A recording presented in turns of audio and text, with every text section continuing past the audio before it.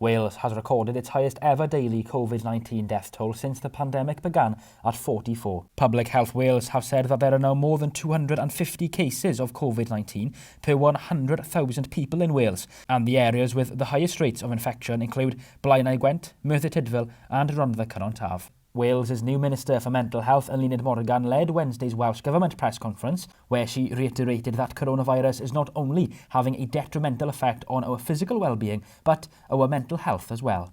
Even before the pandemic, 1 in 4 of us were likely to experience a mental health problem at some point in our lifetime. There are those who are feeling more than just a general sense of frustration with this pandemic. Many are struggling with feelings of anger, of anxiety, depression, fear, worry, and even hopelessness. Earlier on in the week, we spoke with psychologist Neil Froud, who shed some light on the sheer scale of the mental health issue in Wales before COVID even began. In some parts of Wales, for example, 1 in 3 of the adult population is on antidepressant medication. Psychological help is at least as effective. Meanwhile, in the economy, although they will be allowed to do so, cafes and restaurants will not be forced to open when the firebreak ends next Monday.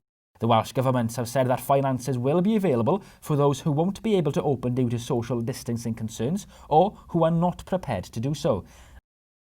And in testing, Eluned Morgan has said that testing will be switched now to NHS Wales instead of the Lighthouse Labs.